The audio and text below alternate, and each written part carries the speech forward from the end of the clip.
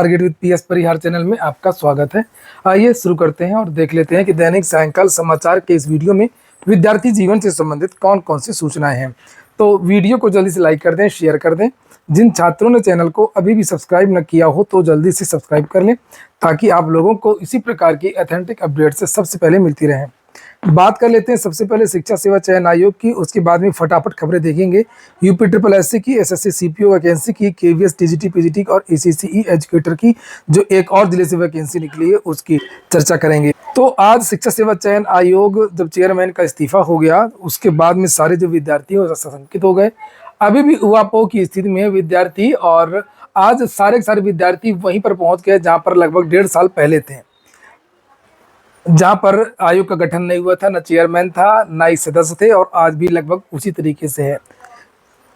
तो देखिए जो ये विद्यार्थी आज शिक्षा सेवा चयन आयोग पहुंचे, क्या कहा इन विद्यार्थियों ने। पहले आप लोग इन छात्रों का वीडियो देखिए। यहाँ पर आप लोग देख सकते हैं ज्ञान गंगा के राहुल पांडे, सुनील यादव, युवा मंच के अध्यक्ष अनिल सिंह, जो लगातार इस बीच में विद्यार्थियों की जो बात है वो उठाते रहे। अब क्या है, फिर एक बार आयोग अध्यक्ष विहीन हो चुका है, तो जो तमाम अभ्यर्थी हैं उनके सामने एक बड़ी जटिल समस्या है कि आखिर हम यहाँ तैयारी करें कि घर चले जाएं। तो आप क्या कहना चाहिए? जय हिंद दोस्तों, यही निवेदन है आयोग से भी और सरकार से भी। जितना जल्दी आज इस्तीफा लिया, आज ही विज्ञापन जारी कर दिया अध्यक्ष पद का, तो सरकार से निवेदन है कि पहले नोटिस जारी करें कि नियत समय पर ही वो पेपर कराएगा। इसके लिए सुनील जी कहे भी है कि जो 1-2 दिन के अंदर में जो कहें कि नोटिस जारी करें कि मैं अपने नियत समय पर ही पेपर कराया जाएगा। इस सरकार से भी निवेदन है और आयोग से भी। अध्यक्ष नहीं, सचिव हैं, उप सचिव हैं, परीक्षा नियंत्रक हैं, सभी लोग हैं, उनसे निवेदन है कि ये तत्काल प्रभाव से 2 दिन के अंदर में नोटिस जारी करें, जिससे कि बच्चों की जो व्याकुलता है वो ना हो, क्योंकि लगातार बच्चे पढ़ रहे हैं, उसमें कोई भी व्यवधान ना हो। यही निवेदन है, अन्यथा मंडे से हम लोग आंदोलन पर उतारू होंगे। ये पूरी युवा मंच और पूरा प्रतियोगी छात्र सभी मिलकर ये निर्णय लेगा। अगर ये कल तक नोटिस परसों तक नहीं जारी करेंगे तो यही निवेदन है। बाकी आपको सुनील जी बात करेंगे। जय हिंद। साथियों, जैसा कि सारी बातें हमारे अग्रजों ने कह दी है, मैं साफ तौर पर कहना चाहता हूं कि 2 बजे के बाद प्रतियोगी छात्र पुरस्कार ने अध्यक्ष जी का इस्तीफा, अभी तत्काल फिर अध्यक्ष महोदय अध्यक्ष पद के लिए विज्ञप्ति जारी की गई है। मैं बहुत साफ तौर पर कहना चाहता हूं, अगर प्रतियोगी छात्रों के पास संवेदनशील है सरकार, अगर ये आयोग प्रतियोगी छात्रों के पास संवेदनशील है सरकार, तो शाम 7 बजने के पहले यह नोटिस करके स्पष्ट की जाए। सिर्फ यही मंथन करना है कि हम हूबहू देख के परीक्षा जो थी उसको बरकरार रखे, परीक्षा संपन्न कराने जा रहे हैं। विद्यार्थी परेशान ना हो, विद्यार्थी परेशान ना हो, और हम लोग देखिए लगातार आए हैं और आप पढ़ते रहिए जब तक नोटिस नहीं आ जाती है। मैं आप सब राम सूचित जी हैं, इनको बना दिया गया है कार्यवाहक चेयरमैन। सबके चेहरे में हल्का हल्का खुशी दिख रही है, आप लोग देख सकते हैं यहाँ पर। और ये पीछे ये देवेंद्र प्रताप सिंह है, मान लिए खड़े हुए हैं, ये देवेंद्र प्रताप सिंह है, और ये सचिव हैं, और ये कार्यवाहक चेयरमैन है। और जो चेयरमैन है उनका मुंह उतरा हुआ है, आप लोग देख सकते हैं।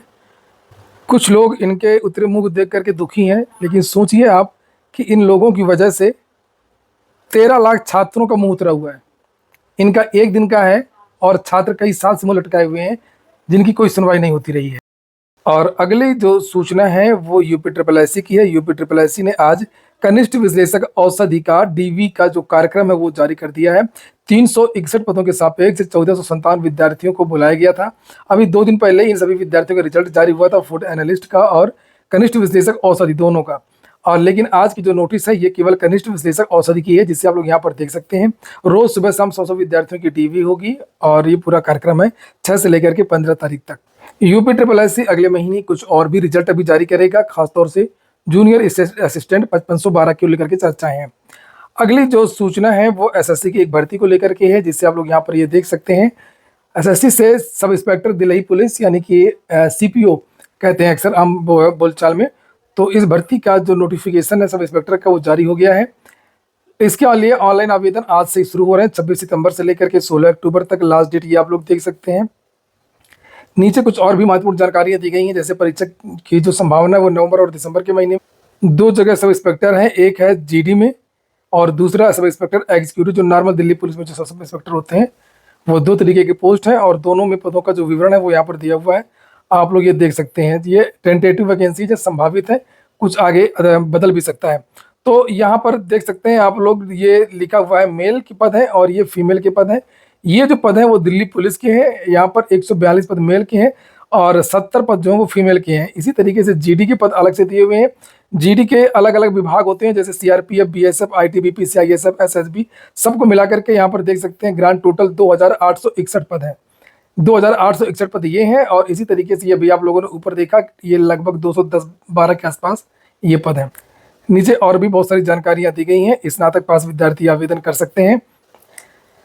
एज लिमिट के बारे में भी कहा गया है कि जो एज है वो 88 से पहले की ना हो, 2005 से बाद की। ये देखिए यहाँ पर लिखा हुआ है, नहीं ये है एज लिमिट, इधर लिखा हुआ है age limit for the post is 20 से 25 ईयर्स। यहाँ पर ये लिखा हुआ है कि यानी कि आपका जो जन्म है वो 2 अगस्त 2000 से पहले ना हो और 1 अगस्त 2005 के बाद का ना हो।